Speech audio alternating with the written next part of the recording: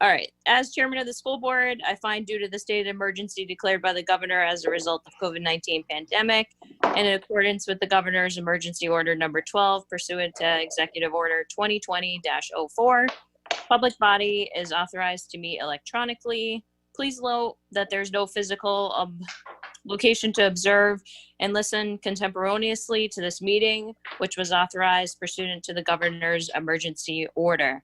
For the June 1st, 2020 school board meeting, we're utilizing Zoom for this electronic meeting. You can find the Zoom information on the SAU website, www.sau48.org, located on the agenda in the announcement section, and also on the school's website on the agenda under school board section. It's also posted on the door of the school. If you're not able to access this meeting, please contact Julie Flynn at jflynn@pemmybaker.org. If the public cannot access this meeting, it will be adjourned and rescheduled. So I apparently am the only one that can't access it because of my technology. So here I am on my iPhone. Welcome, everyone.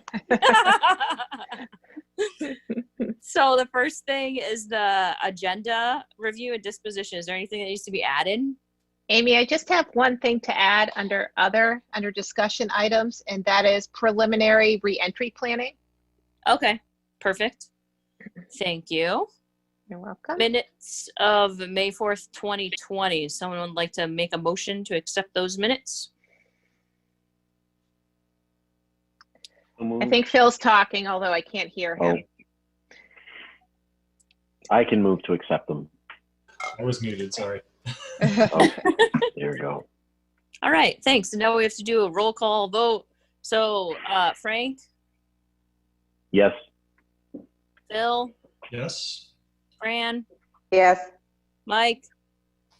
Mike's not here yet. Oh, okay. And me? Yes. Okay. Privilege of the floor, number 1. Who would like to speak first? If anyone. If anybody wants to chat, or you could just put in that you want to chat or just speak up, that's fine. We have another privilege of the floor as well. Oh, Chris, hi. Hi guys, I don't know when I'm supposed to do this, so I guess now. Yeah, perfect. Hi everybody. So the 8th grade parents, we typically are involved in organizing a celebration for the 8th graders, and we were not able to do a dance, of course, this year. So we have come up with another plan for a celebration following the ceremony on Friday. And we were just asked to present that to the board for approval. What is it that you want to do, Chris? So I'm going to share my screen. Okay. Hopefully I can see it on my iPhone. Oh, I can't share it. Okay. Is there a way I can share it? Yeah, try it now, Chris.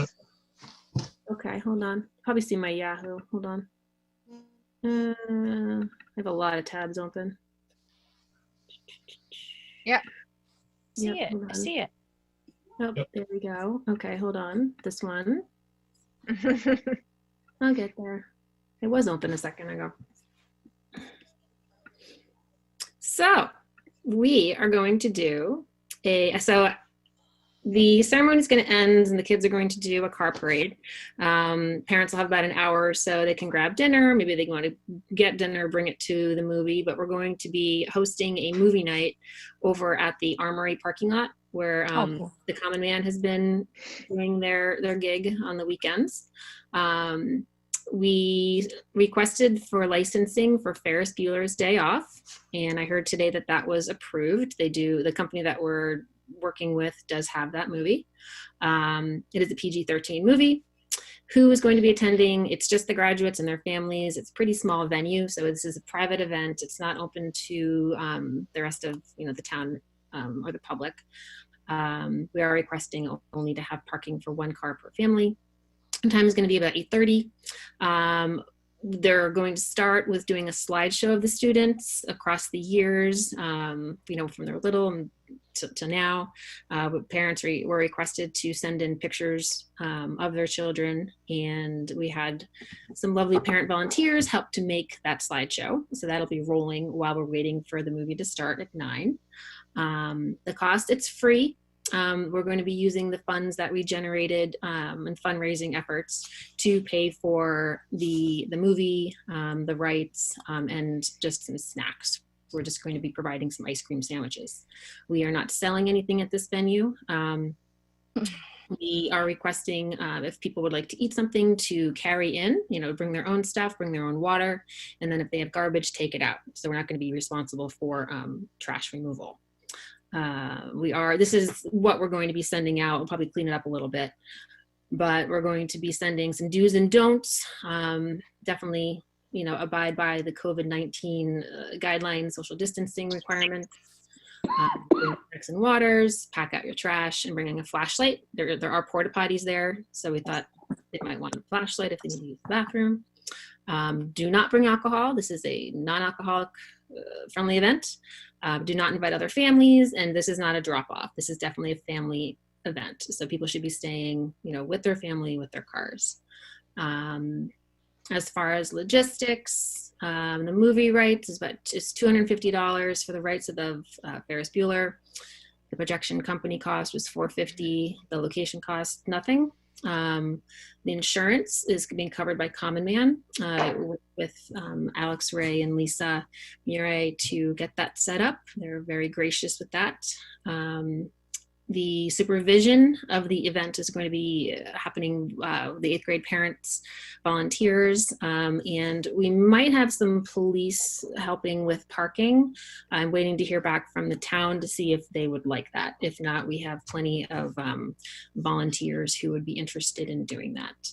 And with COVID-19 as well, we'll be having some parent volunteers assisting with reminding people if necessary. But we're hoping that people are going to do the right thing and social distance.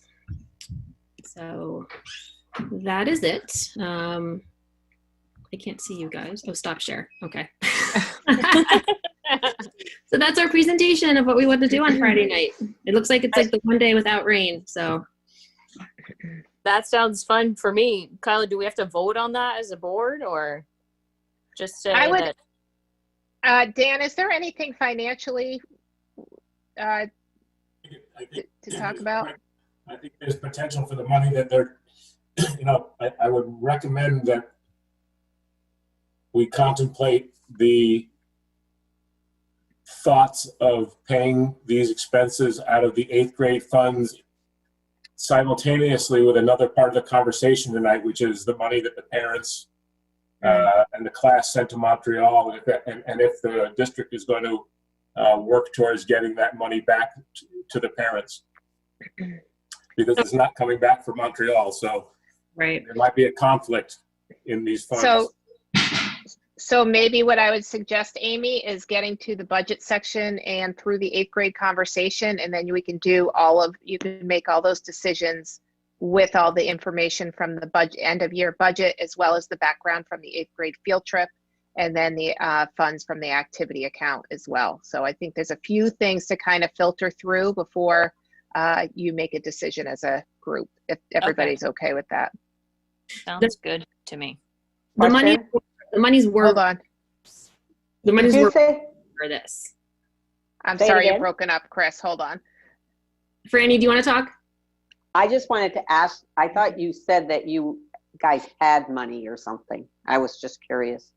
Right. So what we did, when we did all our fundraising efforts, we made sure we had enough money first for our graduation and celebration funds. And then fundraising efforts there, after that were for Montreal. So the monies that were used to pay for Montreal came out of that extra. And so we set aside this separate fund for the students and their celebration. So that's where this money is coming from. So I'm going to suggest that that's not entirely accurate, that the 8th grade fund is the 8th grade fund.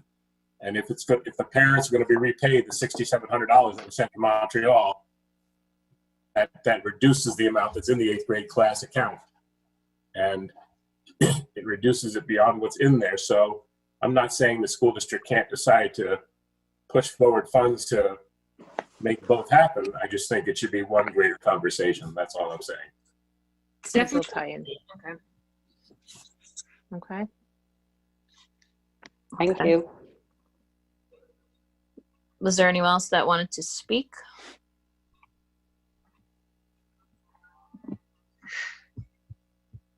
No?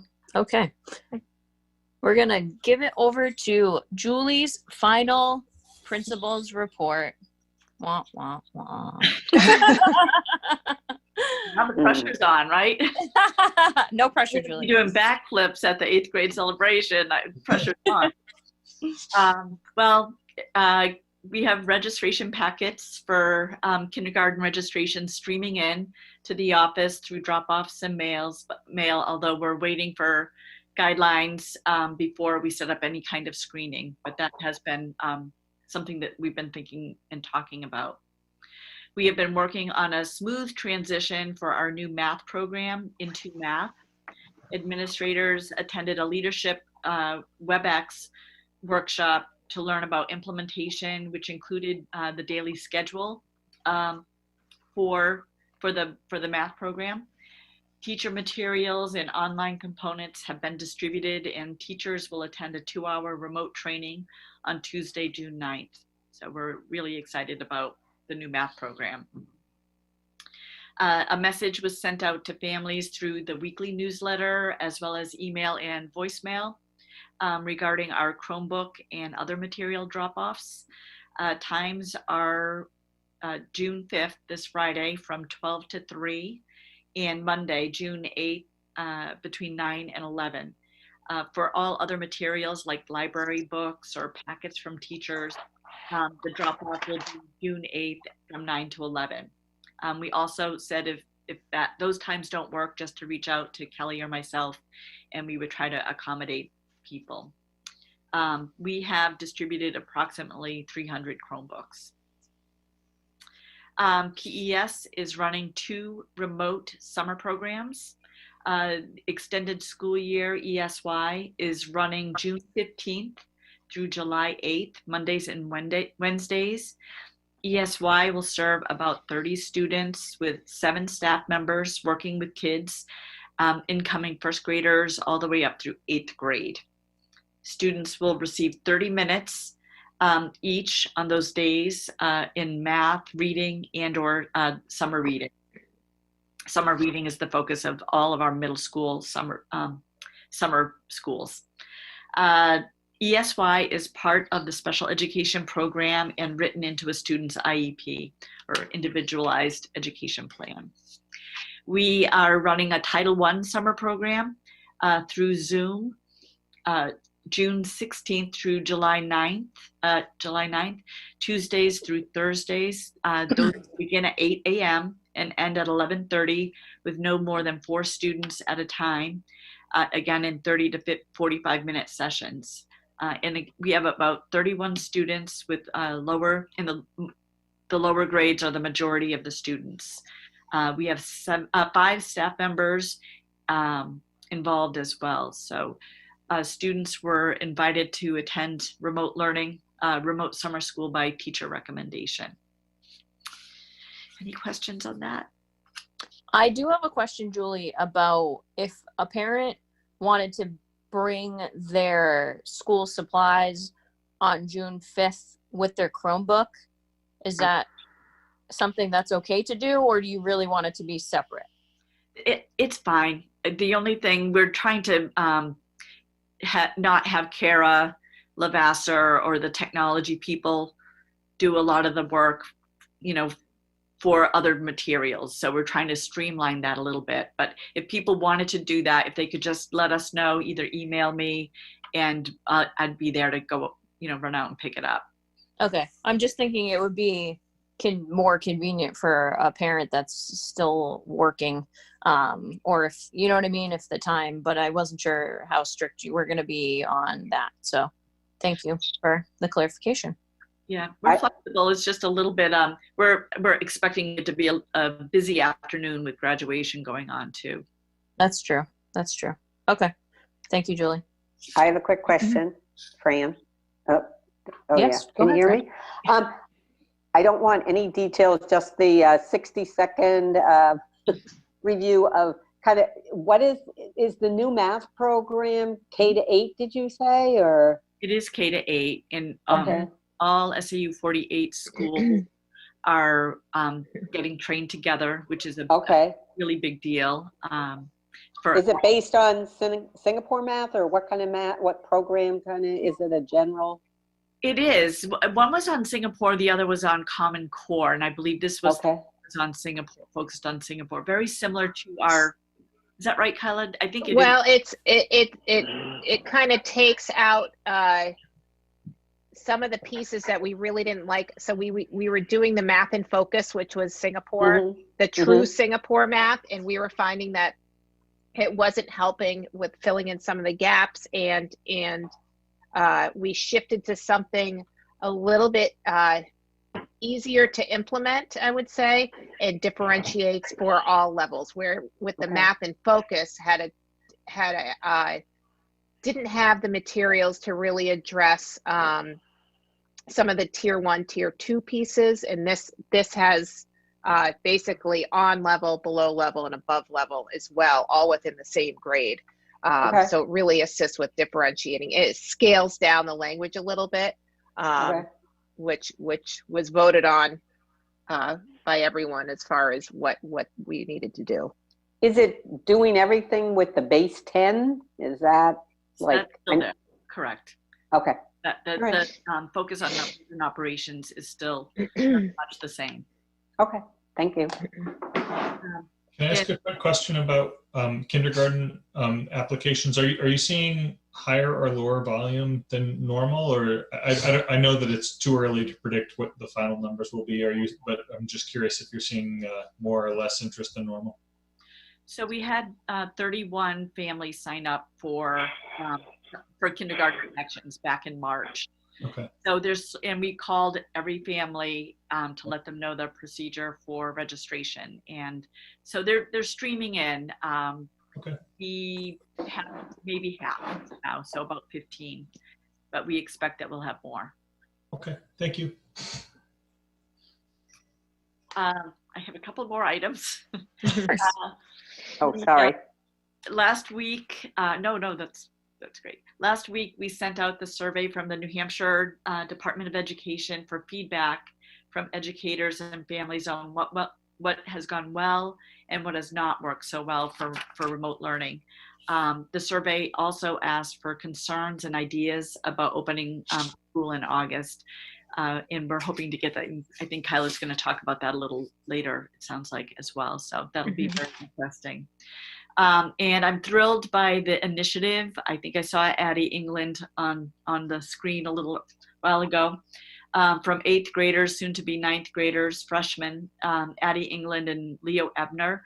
Last year, they had the idea to distribute a summer wellness bingo, and they wanted to do it again on their own. So I don't know, last year we had over 175 students involved in that. So thanks to their dedication to wellness, we are going to continue the offering. The bingo card includes wonderful ideas such as building outdoor forts, making bird feeders, and watching the sunrise or sunset. So, and finally, I just wanted to let you know that I have been meeting with Tanya. Kelly and I have been meeting with her as far as transitioning. We've met on the budget and went through that, and we have hopefully another session or two set up. So we anticipate a really smooth transition. That's it. Thank you. I think Kelly has the whole spiel for Friday. We're really looking forward to it. Okay. Awesome. Thank you, Julie. Kelly, I'm excited to hear. Well, I don't know if I have a whole spiel. I feel like I've been talking about this for weeks, but it's good. So hopefully we are in a really great place right now. Everything is set. Plans are all there. I was telling Julie earlier, my dining room looks like a arts and crafts museum with all this stuff going on, trying to get ready for it. But yeah, no, the plan went to the Department of Ed. It was approved also by our town health officer, which is Tom Morrison of the Plymouth Fire Department. Plymouth PD has looked it over. We have all of our volunteers helping for the day. 8th grade parents have done a great job. They're going to supply masks, which they've made, and you know, and just all the pieces I think are finally all coming together. So we should be good to go, and the weather looks like it's going to be great. And really at this point, that's about it. So, I mean, if anyone has any questions, I'm happy to take them. Okay. Thank you, Kelly. And thanks for your hard work on that too. I know that I'm sure that the 8th graders are going to appreciate it, and I'm excited to be on the sidelines cheering and screaming and on Friday afternoon. So Yeah, thank well, you. it's been a team effort. A lot of people chipping in, so it's been nice. Yeah, it's awesome. Thank you. All right, discussion items. 8th grade field trip refund discussion. Do you think I'm going to, do you Do you mind wanna- flip-flopping the budget in 8th grade field trip so you see your numbers first? Yeah, that would be perfect. Okay. Dan, you're up. I'm going to share something with you guys.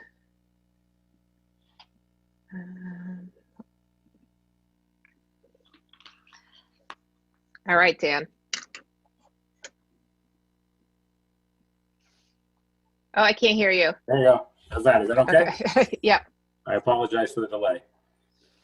So these are the numbers. This is a similar format that we examined last month, and the numbers really haven't changed that much because all the primary expenses that have been going out in the months since we last talked about it have been salaries and benefits, which are already encumbered. So the number's slightly different for some minor purchases that were made. But realistically right now, excuse me, looking at a projected fund balance of about $327,000, we do have some extra revenue this year. We can go through the details of that if you'd like to see it. But that revenue will pretty much take care of. There is a warrant article that up to $50,000 of a fund balance would go into your capital reserve account. So I think the number that you can comfortably think about at this point in time as an unretained fund balance, which would become a revenue next year, would be in the $325,000 range.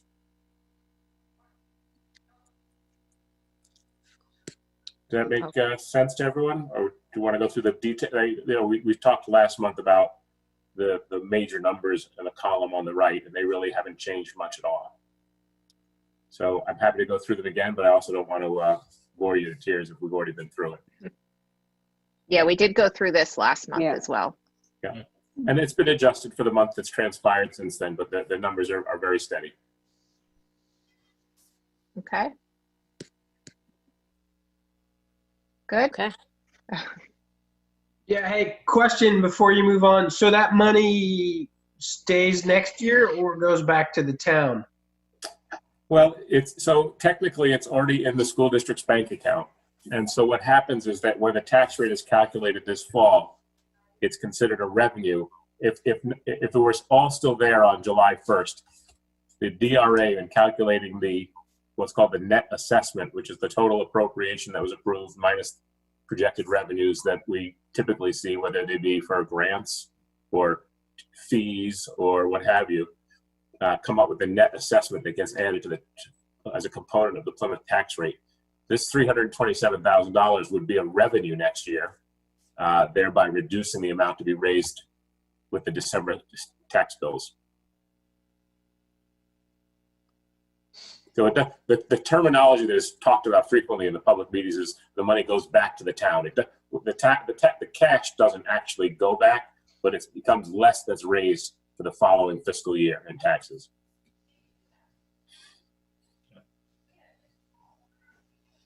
Does that make sense? Or I think we should keep an eye on that. I think it's great that we have this revenue that we're not spending this year, but looking forward to next year, I'm sure that there are going to be a lot of people that are going to have trouble with taxes, and I think anything we can do to offset our tax rate next year is going to be a great benefit to everyone in town. So thanks for the update on this, Dan. I just have one request from the board as far as using some of the funds, and it's not much, but and Julie can give some background on this piece, but we'll have to add cubbies into one of the first grade classrooms. So I was going to ask if the board can authorize the spending of $2,000 $310 on cubbies for the new classroom. And it's not something we budgeted for, but it's something that would be helpful as we shift and get first graders what they need. Julie, do you have any other information on that? Sure. It's just the cycle of that two groupings. We have the 2 second grade groups that next year we're going to have 3 second grades. So Ellen Hand was in the classroom, what we call S1, and she'll be moving to the intermediate wing into the 3rd grade teacher slot. So the first, I hope this is making any sense. But basically, we're going to need some money for, we're going to need some cubbies for one of the classroom that was the Spanish classroom. Okay. Fran, I can't hear you. You have enough furniture for that classroom, so you just need to kind of make it into a first grade classroom? Right, we just need the cubbies Okay. inside. So Okay. it's served a number of different roles over the years, that particular classroom, including preschool, but they were able to get away with hooks. And so the teachers really want the cubbies. I would move that we approve the expenditure of $2,000 as needed for cubbies. I second that. The exact amount do we have to have? $2,310? $2,310. Oh, Yeah. I will amend my motion to $2,310. I second that. Okay, we'll take a roll call. Frank, Yes. Mike, Yes. Fran, Yes. Bill. Yes. All right, unanimous. Exciting. Thank You got your you. cubbies, Julie. Thanks, Kyla. Yeah, thank you. So All right. do you want me to back up to the 8th grade? piece? Yes, please. So it's a little tough to follow. I've been trying to follow it myself. So we're going to just give you some background. And I think I'm going to ask Julie to give some background first, and then Dan to follow up with the numbers and kind of where the board is at, or what decisions or options you may have to help families out.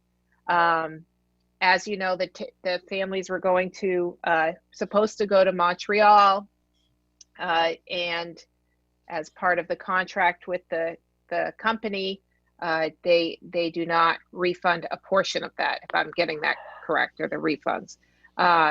So some families are out some money. So it's a matter of, and we've had some requests written to us or individuals of the board of how can maybe the board assist or the SAU assist in helping get some of the funds back to help families out. So I'll have Julie, you kind of start if I missed anything, and then Dan kind of get into the number crunch and what's allowable and not allowable, and maybe what some options are. And we can fold in the conversation about the 8th grade celebration as well. Right. Well, I know, and I had apologized to the 8th grade families a while ago, just saying that I prematurely thought we would be able to get the money and the funds, but unfortunately, Jump Street, the tour company that we went with, there was a clause right in our agreement that said if for some reason it was canceled either by them or by us, that they would return everything except for the deposit. So at that point we had deposited $6,700, and they in turn said that they would give us a credit. And so that's basically where we're at. So most of our money had gone, or most of the students' money had gone to cover that deposit. And so now the funds are not there to reimburse the families. Presumably the deposit, they said they'll give us a credit, which this year's 7th grade class presumably will be doing the trip next year. And if so, that credit will be applied to their course. So if we have funds where we can reimburse the family, the funds raised by the 7th grade class will ultimately reimburse the school district, would they not? Dan, do you want to address that? Yeah, if next year's 8th grade class chose to go to Montreal for their class trip, that's certainly within the realm of possibilities. I have a quick question. If, does that company do other trips besides just Montreal? Yes, and their Okay. flexibility in the letter from them, they did say they weren't linked just to Montreal. Okay, good. So Dan, can you give us some options as far as, I mean, I certainly would like to give some parents back their money, especially I'm sure there's parents that have lost their jobs. So what's the best option for the board? What are our options? Well, I think one of the things that's important to first put our finger on is what the number is that we're looking for. I've been given a spreadsheet by the school that is broken out by student, and we don't need to get into individual students. But the point is that there's two columns. One says paid and one says earned.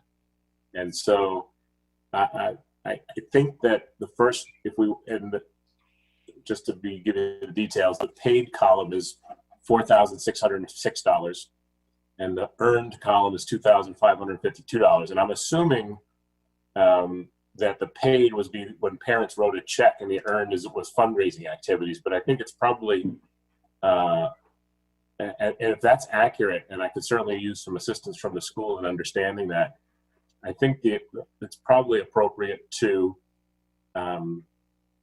focus on the $4,606 that was paid in and not developed through fundraising activities. Although if the board wanted to address the full $7,158, which includes the fundraising activities, we could certainly do that. Is that kind of a good place to start? Or so if we... But I'd like a clarification before that, like from Julie, if it's the earned, because I don't feel like we should be paying back money if it wasn't, if a child just worked at a basketball game and they got points or an amount put towards it. It wasn't like cash in. It was just I don't know what you call that. I would certainly would defer to the school at the definition of the columns, but I would, from a philosophical standpoint, I would agree with you that what we should be working towards primarily is getting the families back the money Correct. that they wrote checks for, not necessarily money that was earned in a bake sale or some other fundraising event that was credited to an individual student's account. But if the board feels otherwise, I can look at it either way. Hey, before we get to that discussion, is this something we're having this discussion so legally it falls within our purview as a school board, right? Because this is not anything we've ever talked about previously. I understand it's an unprecedented situation. Yeah, we typically don't deal with eighth grade field trips. That's totally on basically fundraising and 8th grade advisors and parents to do that. So, right, Dan, would you agree with that piece? I would agree with that. That's typically, it all flows through the student activity account, which the building administrator is the signer on, not the district treasurer. But the school district, as in the school board, is certainly the fiduciary for these funds and can make decisions about how to move them. I do recall quite a few years ago when I was the assistant over there, we did have a year that we did reimburse money for a ski program when we weren't able to do all the sections. So I don't think it's, it has reimbursement to parents for some things has happened in the past. I know that. So. Yep. So Julie, is what Dan is saying correct, that the earned? Yes. Okay. The 2,552 has been earned through sales of calendars and other activities, fundraising activities, and the 4,605 or 6 is out of parent pocket. Okay, and I'm assuming that you have that broken down per parent. Yeah. Okay. Julie, What have other schools done about this? Campton, I understand, uses Jump Street as well. How have they settled this with the parents? Do you know, Kyla or Dan? Well, I can speak that this Yeah, is go the ahead. only school that's having this conversation.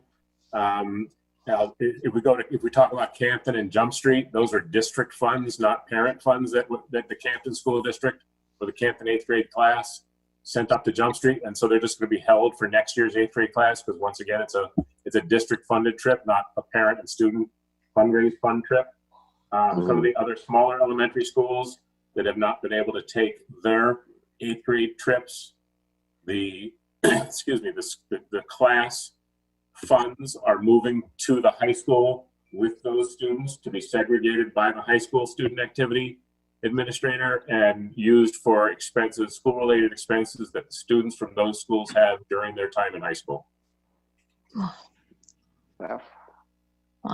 So explain to me the difference between district funds and, it's probably obvious to other people, but district funds and raised funds. Is it obviously we've raised funds through fundraising and other in parent contribution.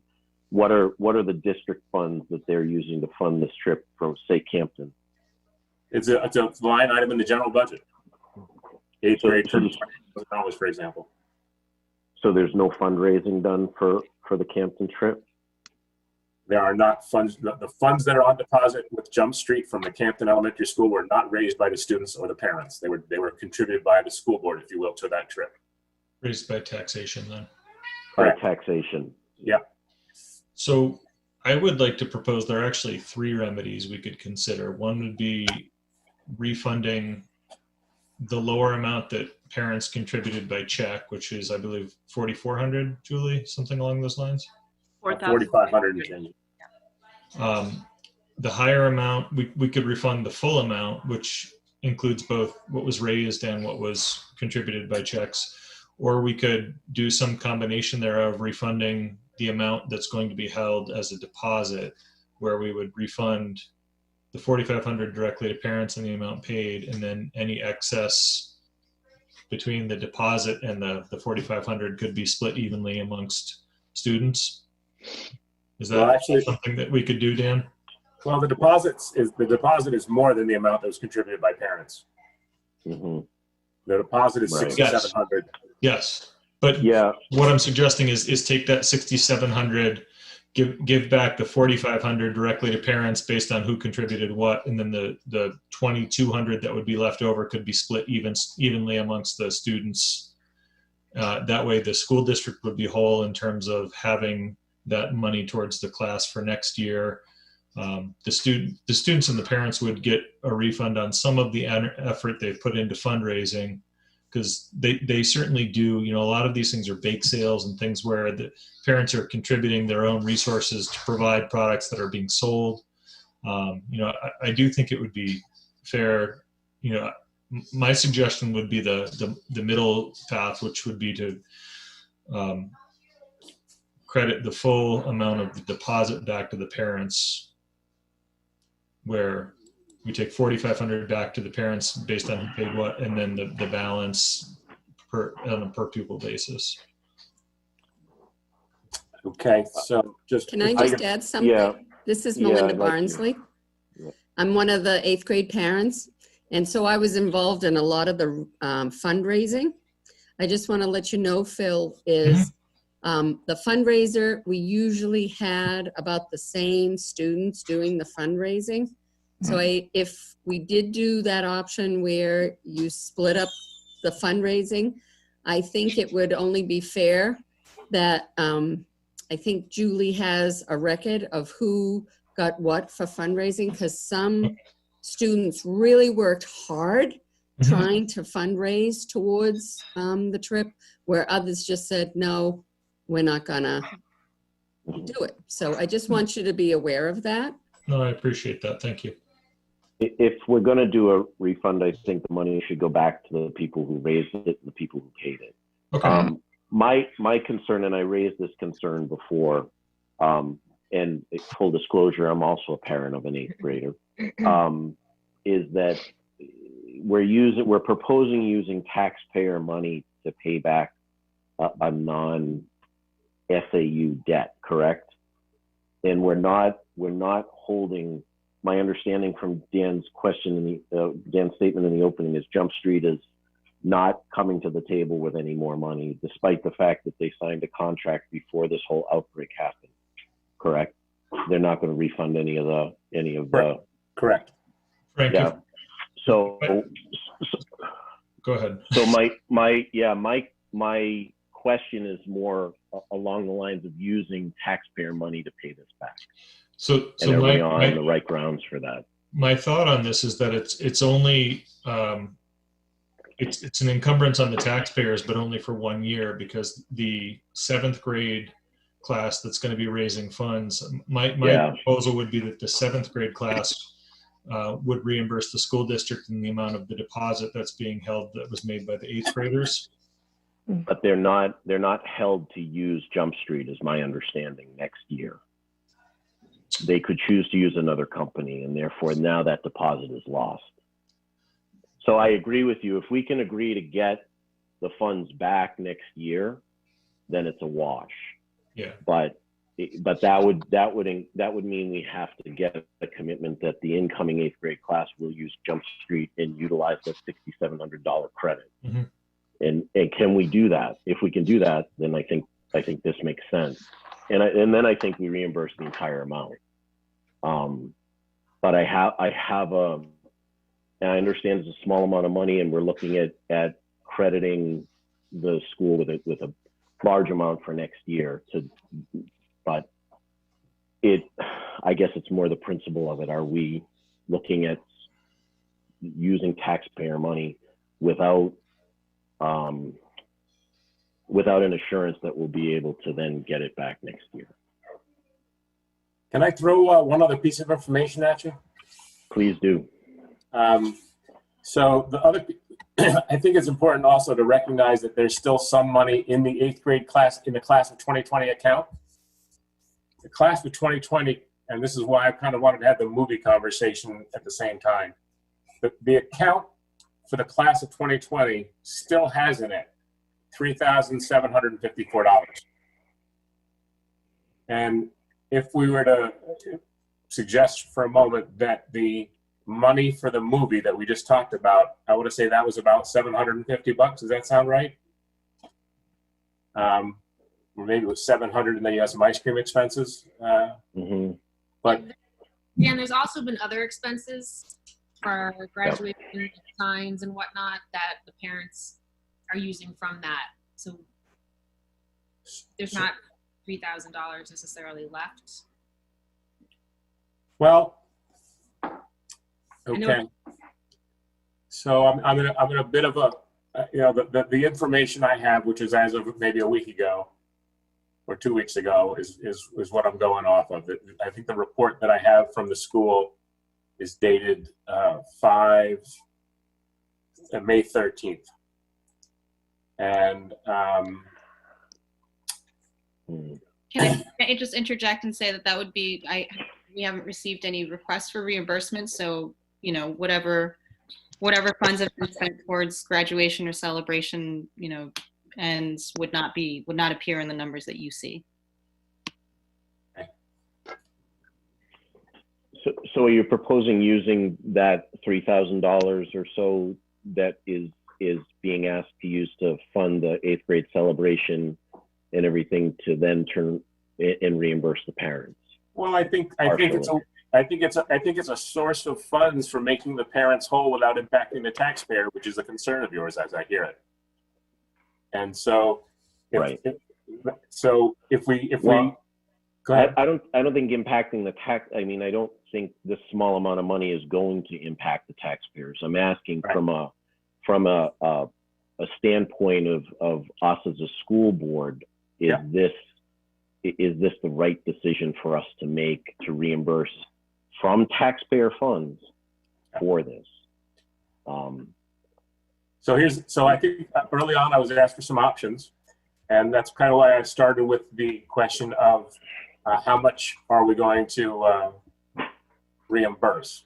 And I think if we start with the amount that was contributed by parents, which is the $4,606 number, I would be comfortable considering that. I think if we try to get into refunding the fundraising stuff, it becomes complicated. And so for me, the direct payments from parents to the school are worthy of discussion. The fundraising stuff, I don't think we should think about refunding. That's my 2 cents. Can I suggest that we put it in 2 motions so that, we all agree on the amount the parents did and then vote on the other amount so that if we wanted to at some point revisit that, it wouldn't open up the whole Pandora's box. Just a thought. Yeah. If we got any more information. So, Fran, the first question you're looking for is to refund the amount paid directly by parents that was roughly $4,500. Yep, let's vote on that and then I'll make have a that second motion. vote on the other one. So I'll make the motion that we refund the $4,500 or so raised, Oh. contributed by parents to parents in the amount that was contributed. I would second Has there that. been a discussion? Has there been a discussion with the incoming 8th grade as to whether they're planning to use Jump Street? Whether they go to Montreal or somewhere else? Because Julie, we what can't had hear you. originally Oh, Sorry, she was talking. Sorry. I'm happy to have that conversation. I think they would be agreeable, but I don't want to put words in their mouth. Is there an option if there's even 1,000 or 1,500 left over in that 8th grade activities fund to use part of that to offset that $4,000 and then thus lessen the blow on the taxpayers? So maybe it's $2,500 from the taxpayers. Is that an option? So my thinking on this is that it's never going to hit the taxpayers. We're going to have we're already looking at a $350,000 excess that's going to get us through the end of this year, and any potential increase that would hit the taxpayers would be after that. And I really don't see this as hitting the taxpayers until the next calculation of bills, and it's all going to come out in the wash before then. Can I jump in for a minute? Please. So if we, I think the motion that you guys are considering, because I believe it was first and seconded, was to refund the $4,606 in parent contributions before the fundraising number. And I would suggest to you that that number could be comprised of a combination of monies left in the 8th grade class account and either general funds from the general fund of the school district, or if there are excess monies in other sub-accounts of the student activity ledger,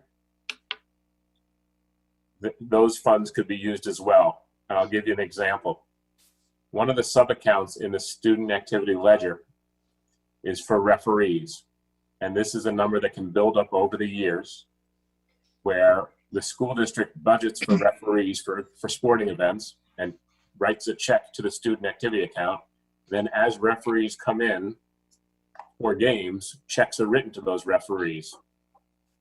And for example, currently there's about $2,400 in that account, which the board has oversight of and has the authority to use for other purposes if they chose to. That's not student fundraising money or anything like that. So I think that we could quite easily refund the full $4,606, leaning primarily on the class of 2020 funds and supplementing that with some of the other accumulated general funds that are in the student activities account.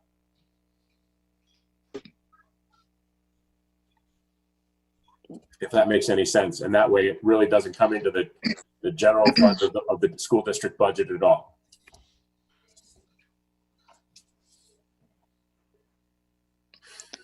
So since I made the motion, would it help to have a defined source of funds in the motion if we're going to approve this?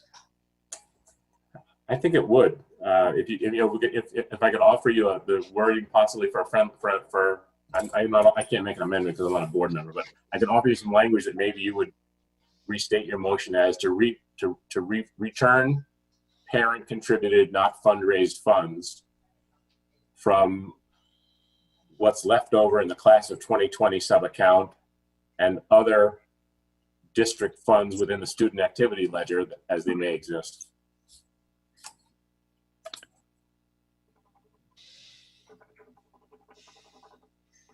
I guess I would want to, again, complicated issue.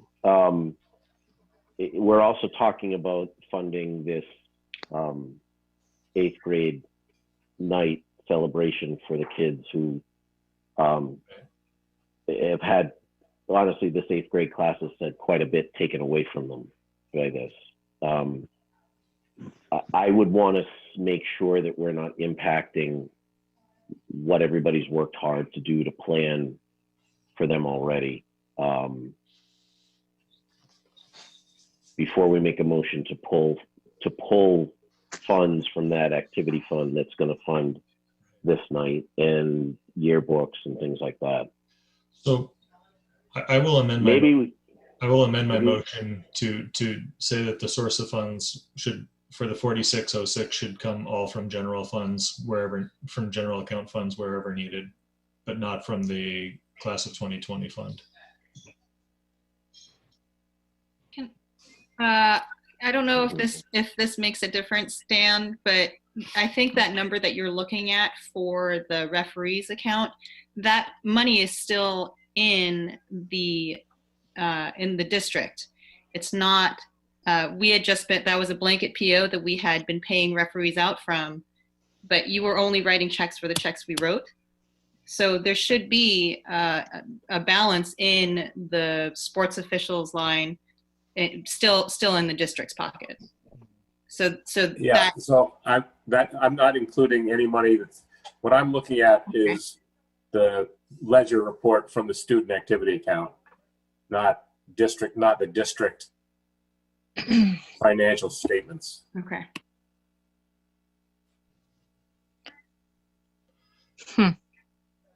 Yeah. Dan, can I ask the question? That money is usually carried over, correct? Yeah. Okay, so then athletics would not have that money then for the following year. Well, you have money in the budget for next year. So the money that's in budget, don't you? You have money in the FY21 budget for these purposes, right? So I would suggest that the money that's in the account could be used at the board's discretion. It's under their authority. I'm not saying it has to be the referee account. There's the winter program account has some money in it. You know, there's a variety of accounts, and then there's also the option of the general fund. So it's really there's a variety of ways to get that money back to the parents if that's what the board wants to do. I guess personally, I just feel like we're robbing Peter to pay Paul. In some way, it's affecting our kids, whether it's athletics or the ski program or something. I'm very confused. Why do you think that it would affect the kids? I mean, this is money that would go back to the parents, and then the 7th grade class would pay that money next year. Only if they choose to. I agree. I think that we can ask the 7th. Why can't, I mean, can't the school just say that the next class has to use Jump Street for their contract? I mean, that doesn't seem like a huge imposition. That's why I had asked if they do other trips besides Montreal in case the border's still closed or whatever.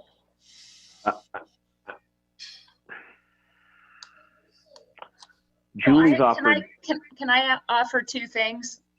As an 8th grade parent, am I allowed to talk now? Is it okay? I think, Amy, if so, we have, I just want to jump in real quick, so it's at a board discussion right now and not public input. Okay, thank you. So but Amy can open it up. There's a bunch of questions in chat, as well as sounds like some questions from 8th grade parents or other residents. So you can either talk about that now, or we can answer some of those questions, or you could wait till privilege of the floor, Amy. No, I would like to hear from the parents of the 8th graders. I think it's important to hear what they have to say. So I'm happy to open it up for discussion. So if you don't mind, I'll read through the questions on the side first, and then if you have other questions, just raise your hand and I'll try to manage that. Okay, everyone? So the first question is, who is the contract with Jump Street associated with? Is that the school district? So Dan? should I jump in with some answers, Kyla? Yep. So the contract is between Jump Street and the Plymouth Elementary School. Okay.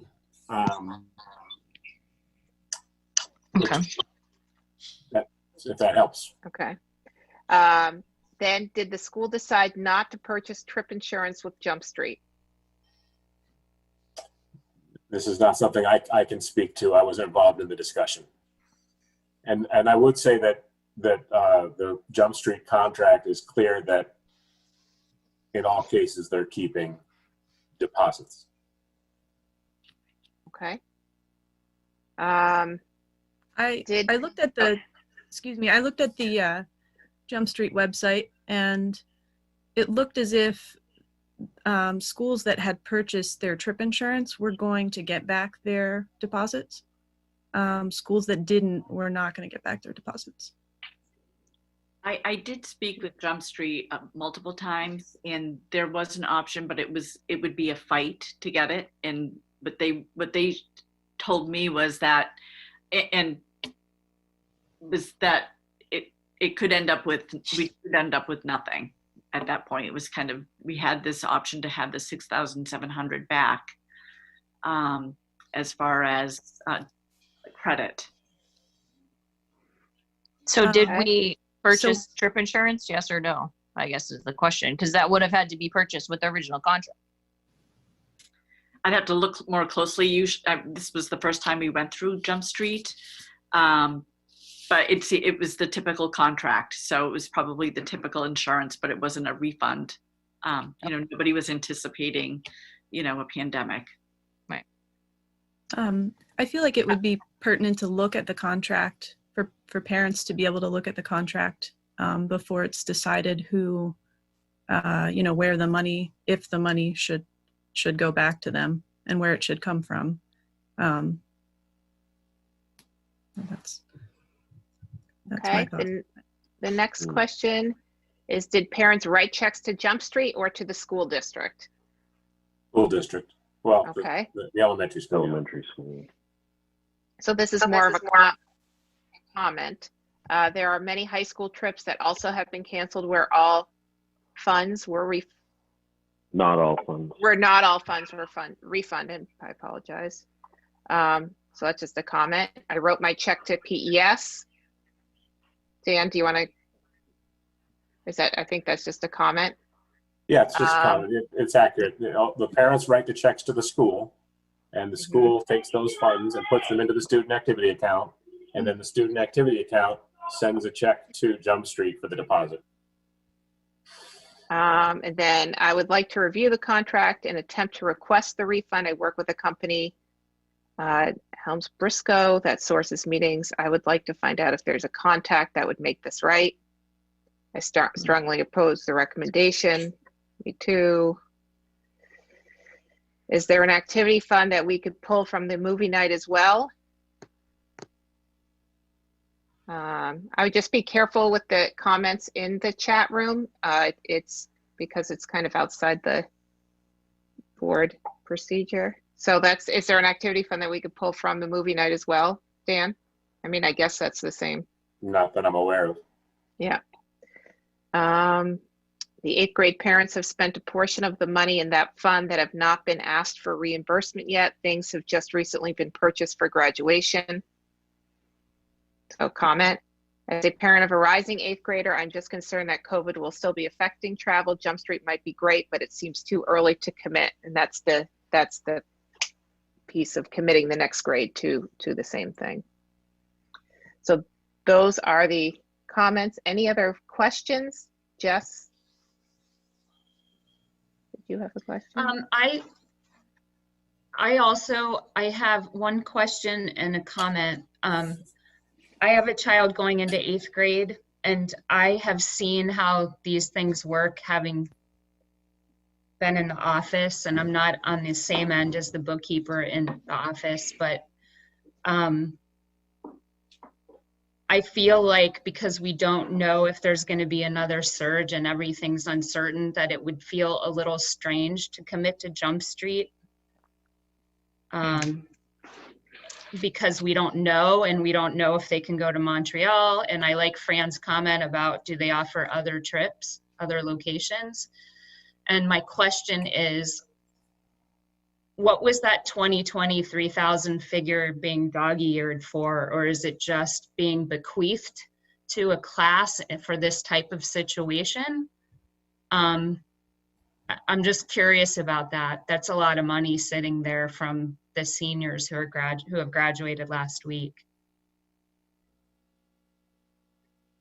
I mean, just jumping in, that $3,000 that's in that account plus the $2,500 that was paid to Jump Street. I mean, the 8th grade class raised all of that money through hard work, bake sales, yard sales, dances, like that. That is money that class raised through direct efforts. So that is a lot of money, but that sum of money represents a lot of work from families and from kids. Are you talking about I'm talking about the 2020 $3,000 figure. Is that the class? $3,000 plus the $2,500 that was paid to Jump Street, all of that. So that was the stuff that was paid to Jump Street that's listed as earned. That is money that was fundraised by kids, and that money was already spent. And then the remaining money that we're talking about in that class's account is also money that the class fundraised. I guess I'm just confused. So the $3,000 figure for the class of 2020, that's not from the current seniors left over? It is. So I would recommend you think about it this way: between fundraising and parent contributions, the class of 2020 had about $10,000 built up. They sent $6,700 to Jump Street for a deposit, and there's still $3,500 left in the class's account within the bank account that is the student activity account. Does that make sense? I think I understand where Jesse's confusion is coming from, and I just want to clarify that it's not the high school class of 2020. It is our PES class of 2020 8th grade that the money belongs to. Absolutely. Thank you. That was my confusion. Okay, I was confused too. I was thinking it was 12th grader PES students, because I too went through this already with my first child, so I understand sometimes there's money left over. And so thank you, Tyrell. It's like now I thought it was 12th graders leftover money. There's a comment in here from Ann Murphy that said that some money of that fund hasn't been asked for reimbursement yet. So is that of that $3,000 that's left over in that fund? Yes, when we met as 8th grade parents in the last 3 weeks, and it came that we were doing this graduation, we wanted to, things to enhance the graduation, like signs. One parent has purchased signs for the graduate for $610 that we haven't asked for reimbursement. We were given an amount of, we knew how much we had fundraised. That was, we kind of had earmarked for our graduation and dance that Chris had mentioned earlier. Other things, we've purchased bags for $250 plus or minus that a request did go in for to come out of that fund. And there's some other things. We have a spreadsheet. I can get you the number here in a little bit, just if that's helpful. So does it make sense tonight? Because I feel like we're all in agreement that the $4,500 or the $4,700 figure that the parents paid should be refunded back to them. And is it possible to vote on that and then discuss what's going to happen with the other remaining fundraised funds at a later time? You have a motion you on the need- floor if you'd like to call it. Yep. And I Yeah. think that's all the 8th grade parents were looking for. They weren't looking for the fundraised funds to go back to individuals.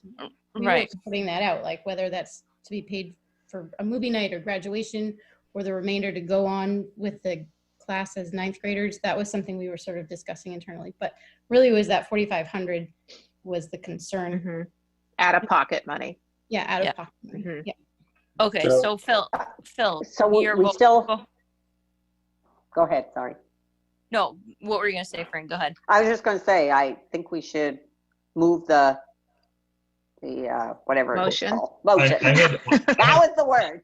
so I think technically I had offered an amendment to the motion directing that the funds should come from the school's general funds, but not the leftover fundraising funds. Okay. So since I amended it, and since Fran had seconded the original motion, technically Fran has to second my amendment. Okay. All right. So we have an amended motion and second, if you want to Okay. move forward, Amy. I sure do. So Frank, Yes. Mike, Yes. Phil, Yes. and Fran. Yes. Okay, so the parents will get their money back from From the that, general fund. from the general fund. Correct. All right. Understand, it's clear. All right. Good deal. Do we want to consider refunding the balance of the deposit to the students who raised funds? Would that, Julie, if we were to consider that motion, do you have a list of what funds were raised by what students? Yes, we do. Yep. Yes. That's problematic from a regulatory standpoint. Is it? Yep. Can you summarize the problems for us? Sure, the monies were donated Right. by the people that participated in the fundraising efforts, and the monies were donated under the auspices of educational activities. And so, giving that money back to the families when it is not the same purpose that people donated the money.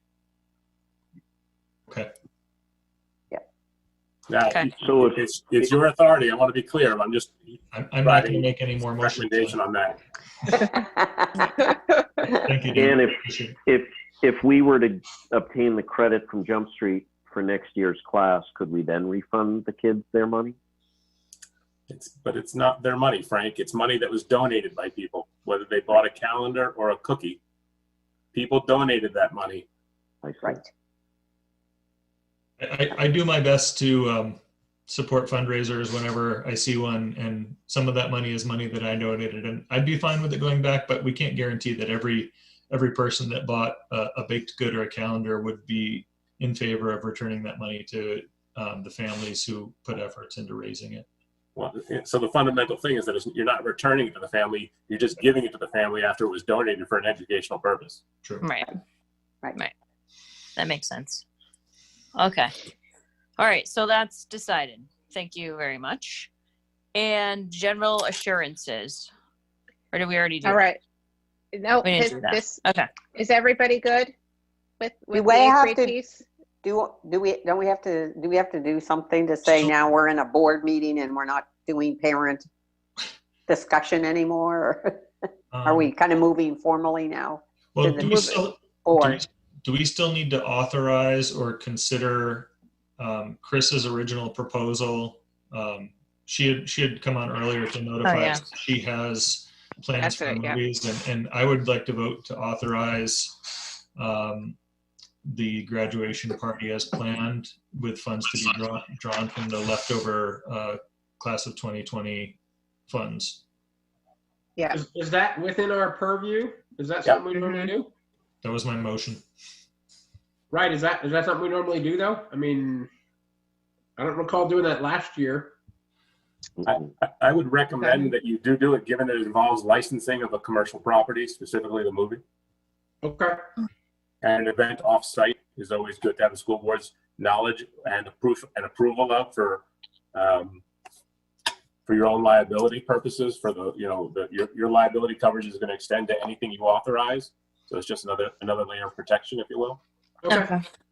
So someone want to second Phil's motion? I will. Thanks, Fran. Again. All right. All right. So then we'll go roll call. Phil,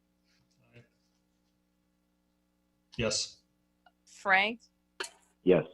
Mike, Yes. Fran, Yes. and I vote yes. So that's unanimous. The 8th grade is going to have their shindig. All right. Oh, Perfect. Thank you. thank you for the discussion. I thought it was a good discussion with family input. Yes. Okay. Now we're going to go back to the agenda. So no more input until privilege of the floor number 2. Okay. Go ahead, So Kyla. general insurance assurances. So this is something that's new and required every year annually by the board for us to put forth that we sign off on general assurances. You saw this a little bit at the SAU meeting as well, for those of you that attended, to give us the authority to sign off on that. And then the board chairs sign off on it as well. So Amy has gone through whether it's whatever the federal grants are, any grants that come in, it's just general assurances. Dan, did I leave anything out? I think you got it. And it just has to be noted in the minutes. And then, well, the board chair is also going to have to initial the a lengthy document, but a motion from the board authorizing the board chair to approve the general assurances with a physical signature would be helpful. Yeah. Someone want to make that motion? I'll make the motion. Oh, thanks, Fran. Oh, look at that. Thanks, guys. Wow. All right. So, Frank. Yes. Phil. Yes. Mike. Yes. And Fran. Yes. All right. Thanks for trusting me to initial documents, guys. All right. Next item is lunch prices. So I saw that there was. Go ahead, we were going to bring this up in March, but for some reason it slipped my mind with other things going on. So I don't know, something came up.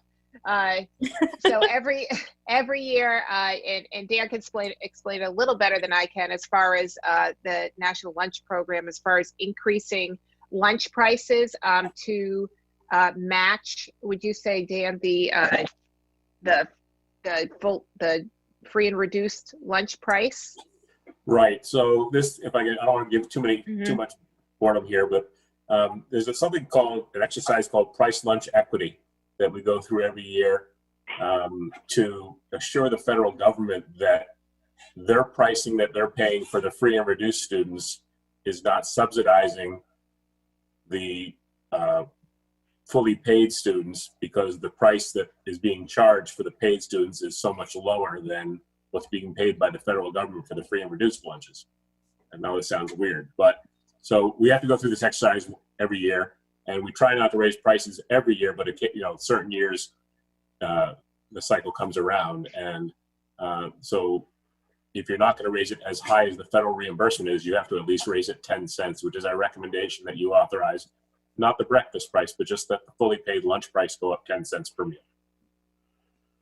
And that's typically something we do as part of business each year at this board meeting. Yeah. So our recommendation is 10 cents. Okay. So that will bring it, if I'm looking at this document correct, to 266, Dan? No, it'll bring it to 270, I believe. Which document are you looking at? I'm looking at the memo. The memo. Yeah. So for the current. Okay, so the current year it's 266. So next year it'll be 276. Yes. That's a weighted average. Yeah. So sorry, I'm having trouble pulling up that document. No, I that's have it, okay. Dan. It's on the agenda, or was in the meeting notice. Yeah. So this is weighted amongst all the schools for the October pricing, and the Plymouth number would just go up to I think Plymouth is 260 right now, and we go to 270. Okay. So it's this right is here, weighted Dan. for the district. Yeah. So do Okay. we have to make a motion for a certain amount? To 10 increase cents. by 10 cents. Just say increase the amount by 10 cents, not say what the amount is. I make Correct. that motion. I'll second. Okay. Frank, Yes. Phil, Yes. Mike, Yes. Fran, Yes. Me, yes. Okay, done. So this, Who seconded that? I did. So the sum, ultimately, if we're still 30 cents too low and this path continues forward, we should really plan to raise prices by 10 cents the next 2 years just to catch up to where we are now. And if prices continue to increase, so we should be planning, parents should be aware that we should be planning on a 10-cent price increase every year for the next 3 years in reality. So that's just something to be aware of. Parents should be aware of. Unless somehow we're able to offer lunches more economically than we are currently. Okay. The program break even currently, and the problem that we face is that if the federal government keeps escalating what they're going to reimburse for the free students, we need to match that with the paid students so that they're not subsidizing the paid students. Okay. That makes sense. All right, then Kyla, do you want to talk about the plans Sure. for? I just have a couple things I wanted to update all of you on, because there's a lot moving and changing. So I just like to update you on what's coming down from us from the Department of Education, as well as how we're moving forward as the SAU as far as re-entry or non-re-entry.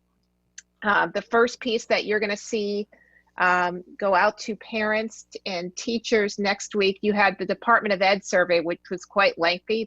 I think they got over 50,000 surveys back, which is great. And they haven't committed to saying that we will receive our local data. So, you had to go in there and you could say SAU 48, but they didn't break out our districts by districts. They just broke it out as one SAU. So as you know, we are one SAU, but all of you are very different in how you operate and programs you may offer and philosophies, quite frankly.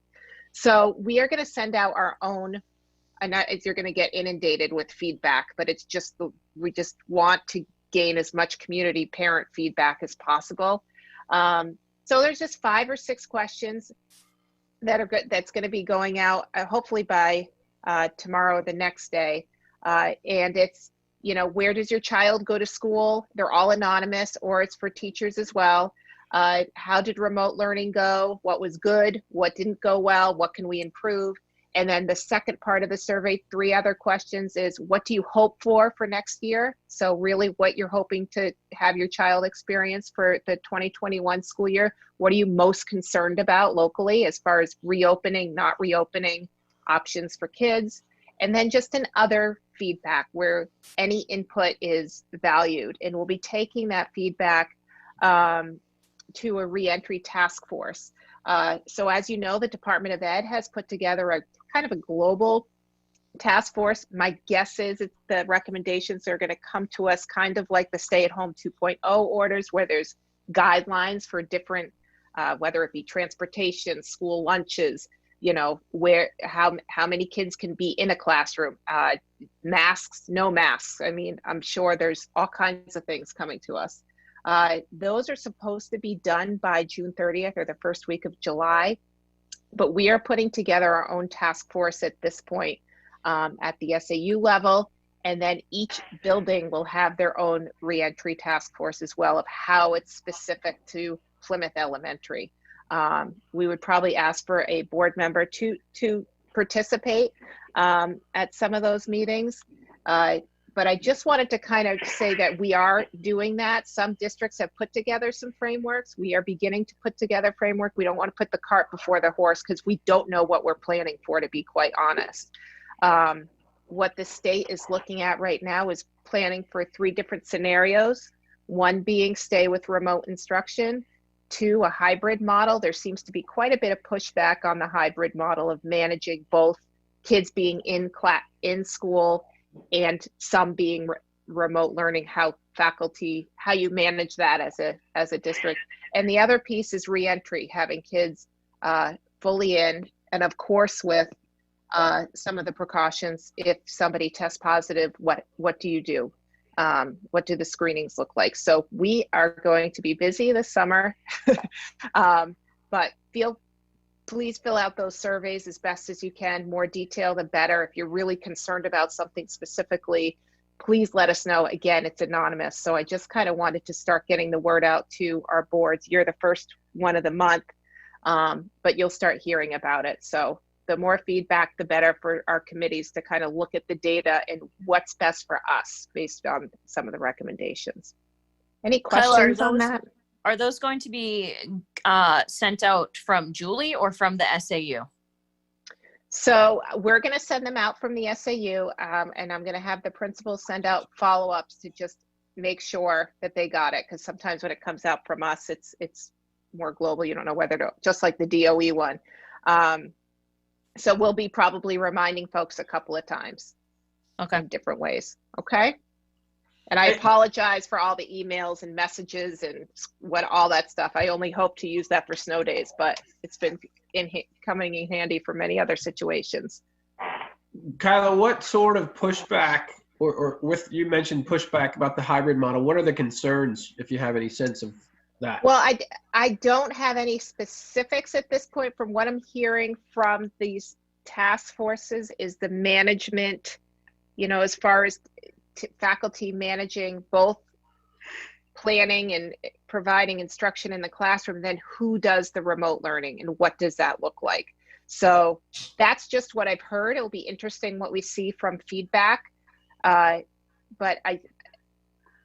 it will, like, what happens if a parent doesn't want to send their child to school if we do go like that? Those are some of the things that we're going to be dealing with. And I think it's going to be very real for some of our districts. Or if we don't go, it's just how people are feeling. So a lot of our plan will be with comfort in mind, as far as making families feel comfortable with whichever decision they make. But the pushback I heard was just too much to manage.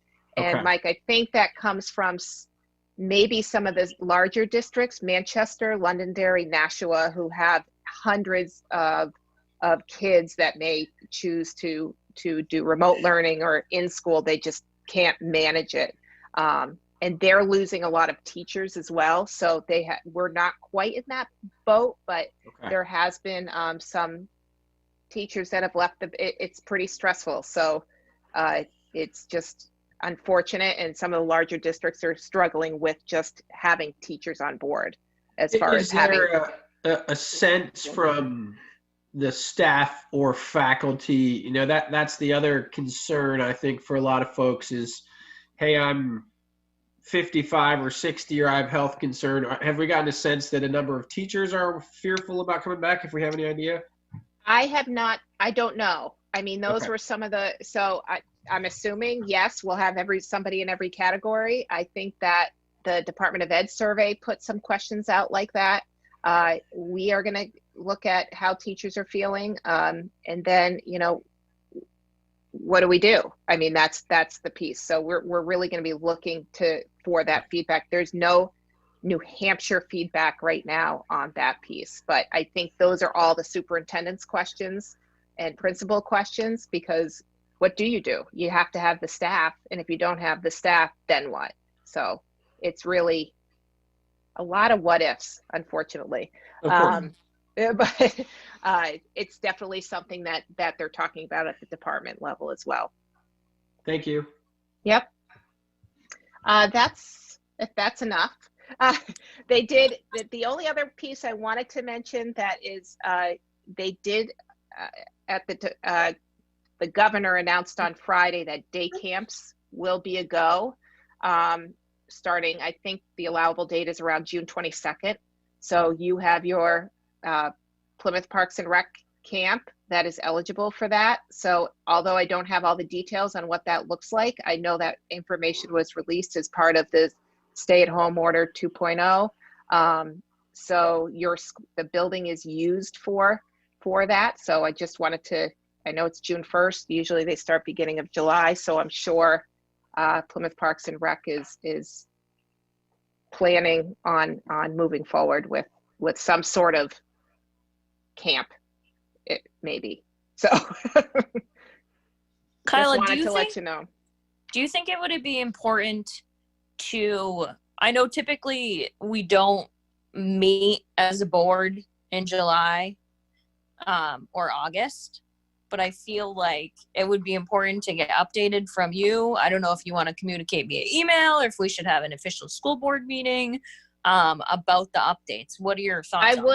I would if everybody's available. I mean, maybe not July 4th week, but I mean, Right. at some point, I would like to touch base with all of you both in July and August. I just think there's too much going on. I will update you through emails as far as individually. If there's, anything that we send out for communication, we tend to typically send out to parents, board members, everyone, so they have that piece. But I would like to meet in July and August if that's okay with everyone, basically with this focus in mind. And then Tanya will be new too, so that's it would be nice for her to report out to you in July and August. Amy, Okay. you get to set the schedule for meetings. What's that? That's Amy's call. She gets to set the schedule for meetings, doesn't she? If she wants to call. July 4th? Yeah. I'll be on the boat from my Zoom. No, I'm just kidding. You can Zoom We'll from the figure, we'll touch base later in the month and figure out a good time. I mean, I'll maybe have not. Michelle. Yeah. I can have Michelle reach out on common dates or something that works for you. Yeah, a Monday night is good, typically, but obviously July 4th week, I don't want to be on a school board meeting, because I want to be enjoying my July 4th, but maybe the following week we'll figure it out. But I think it's important to stay connected Agreed. over the summer, for Yeah. sure. Yeah. For sure. Is there, Absolutely. and the last question I had, is there anything else for me that you think we should be looking into as far as, I mean, it's a lot under the umbrella of reentry, but anything else for me that I should consider that I haven't shared with you? Or if you think of something, let me know. Okay. I would be willing.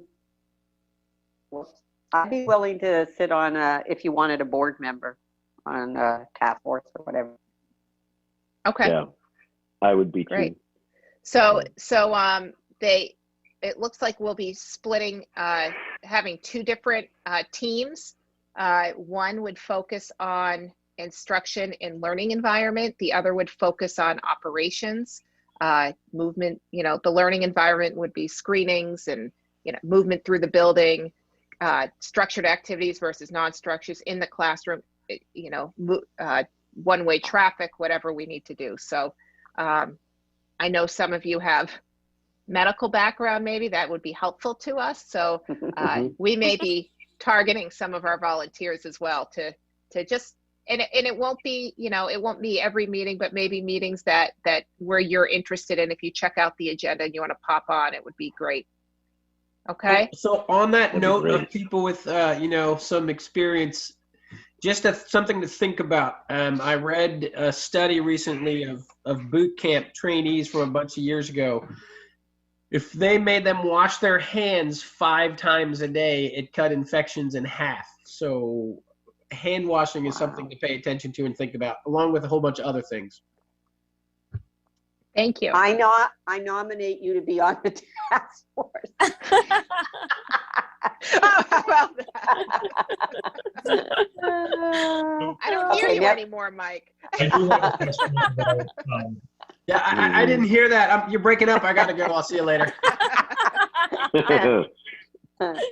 do we have enough budget?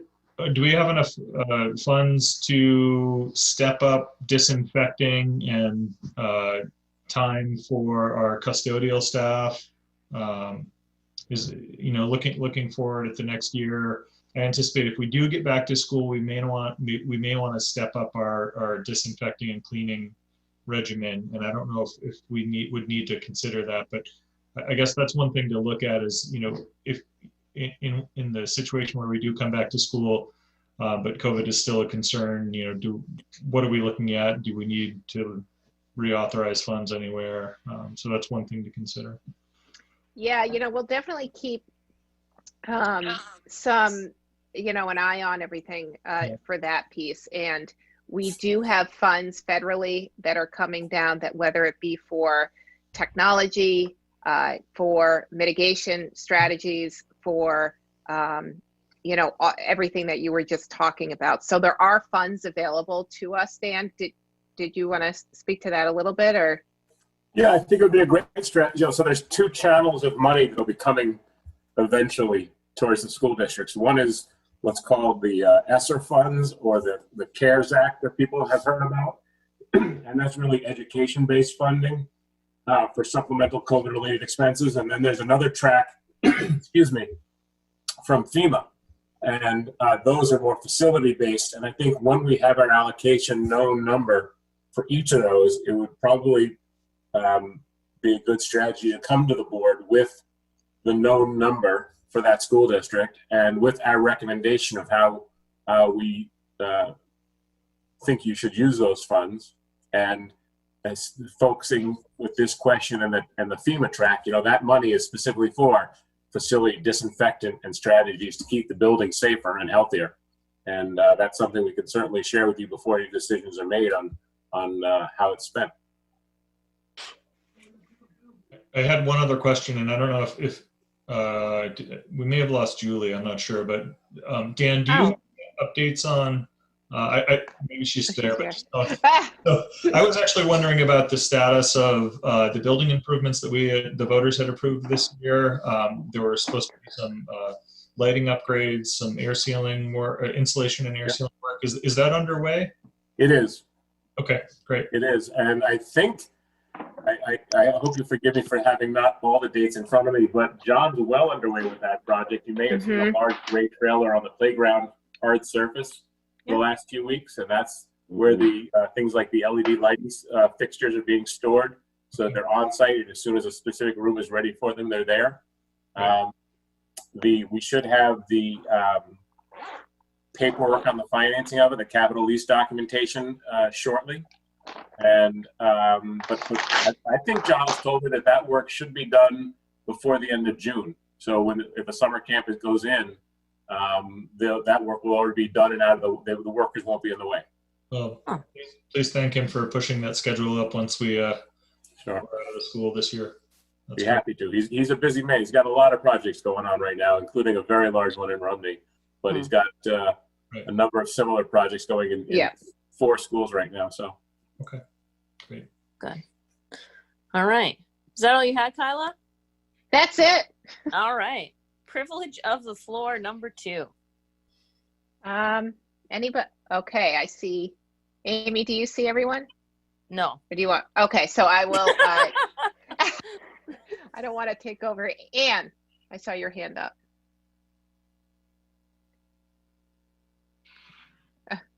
Sorry. Here we go. I just wanted to go back to the 2,200 that was discussed for the students who did work since 5th grade to raise those funds for their trip. The fundraising efforts had been for 4 years, and I understand where we're at. But if we were to get the refund from Jump Street or however that may fall into place, and I totally understand that money should not, I don't believe it should philosophically go to the 8th grader, but could it follow them to the high school? For say, my 8th grader asked me, I'm going to be in band and want to go on that Hershey trip to Hershey Park.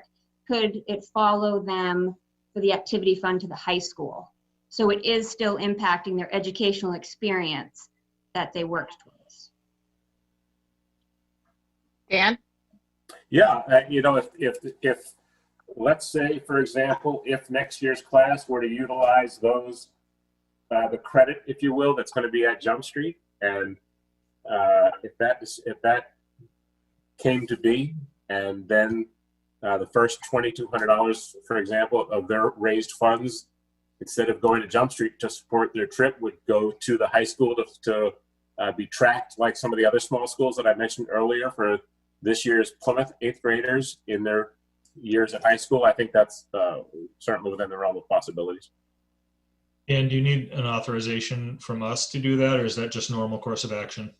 I would ask for that at a later point in time when the class of 2021 from Plymouth Elementary School has those funds available to move to the high school for the class of 2020. Does that make sense? Let's revisit this when it's appropriate then.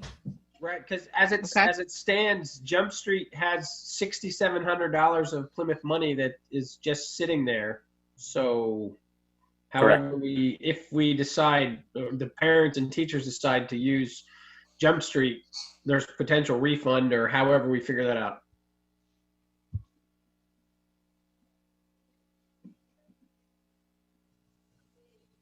Okay. Meredith? I was hoping for an update on the reading specialist search. Yes, so we are going to formalize that vote after non-public tonight, but we do have a candidate. Great. Okay, so if you wait, that non-public won't be that long, so if once we come out of that, we will announce the person. Okay, I had one other question for you guys. I'm wondering where the school's getting recommendations for their summer learning.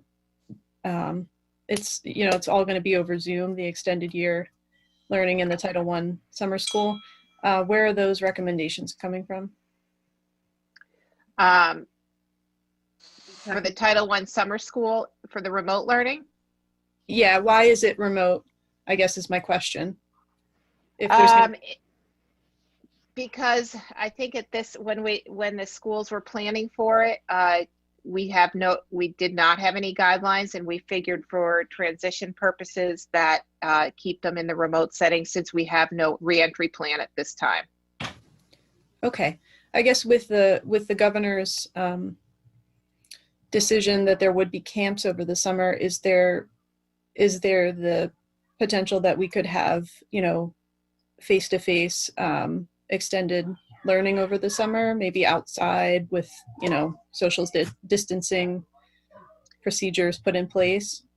For extended school year and for summer school? I mean, my child's in extended school year, so that's my concern. But, I think a lot of kids are really burnt out with Zoom right now. And I think they would get more out of it if they were face-to-face.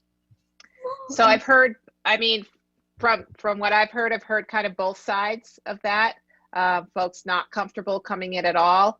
And I'm also struggling with finding faculty to come in person. So if it's an extended school year issue, then that would go through the special ed process separately. It's not a hard no, but it's definitely a more of a discussion through that team.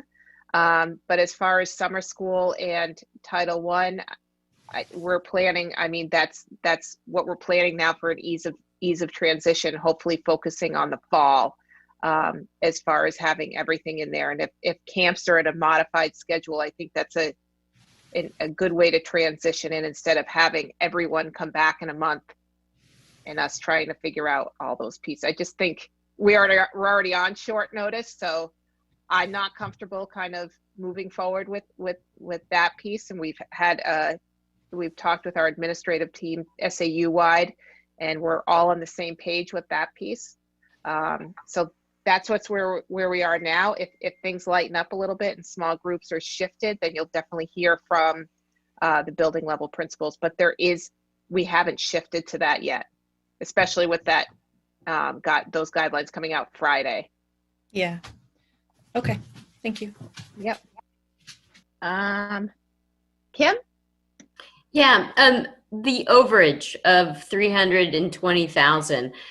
I think returning it to the taxpayer is excellent, but I think holding it back and possibly supporting an IT effort. I don't think Kara can support what might happen next year. I think we need a bigger IT department.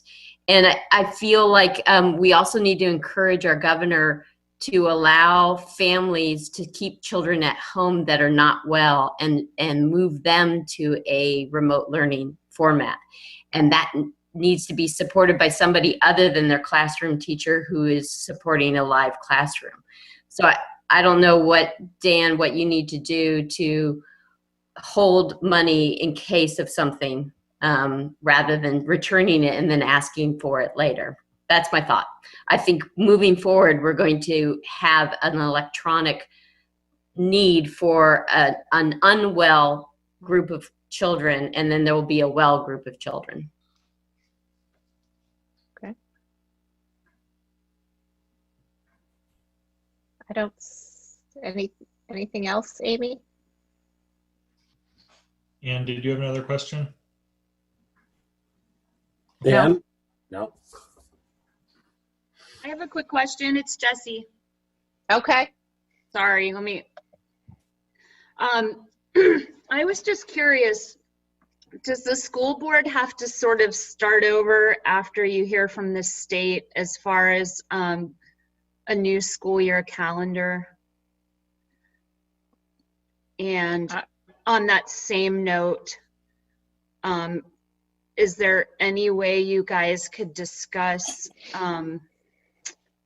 I guess everything's probably so uncertain, but just the future of, do we need to have school days anymore? Snow days. I think that's a discussion that we could talk about as far as if you wanted to go to blizzard bag days. Remember, it's not the same as remote learning. Remote learning kind of threw all the rules out the window for everything. So there's a lot more flexibility in remote learning than in blizzard bag days. So, but it's definitely, I think, opens the door to a discussion like that for sure. And so for your school year calendar, because of where I sit, I do get questions often about what is the school year calendar going to look like, or where is it, or how do I find it? And I think that I usually just defer to keep your eyes peeled. And once we get direction, it'll be posted to our website. The school, the year for next year? Yeah, 2021.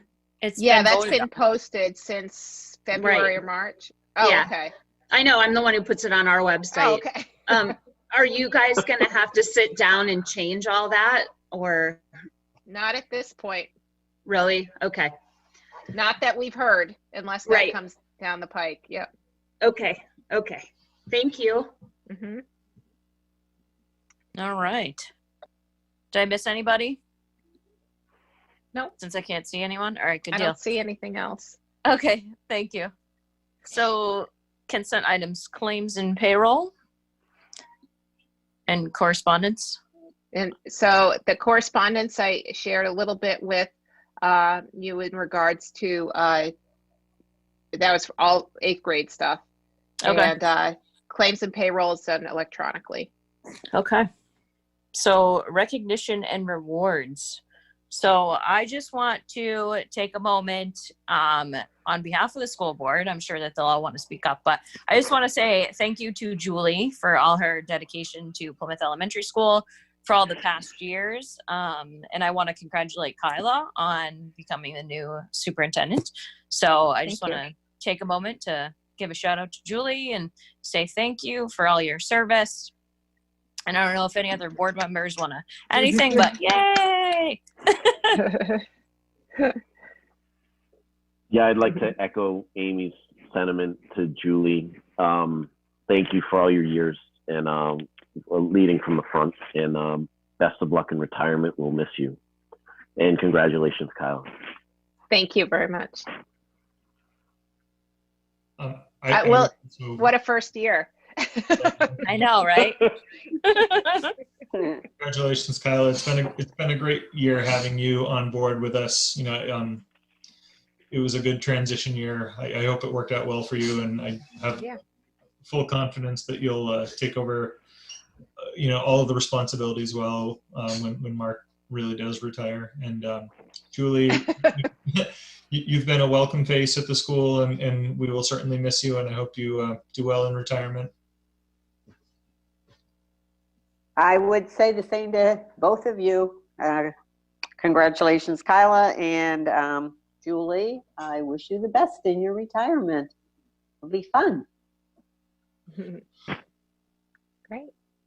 I think y'all did a great job, and I can't say anything else. Good luck to both of you. Thanks. Thanks, Mike. All right. Does someone want to make a motion to go into non-public? I'll make a motion.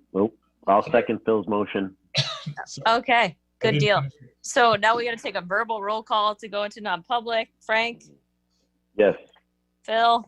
Yes. Mike? Yes. Fran? Yes. And yes for me. So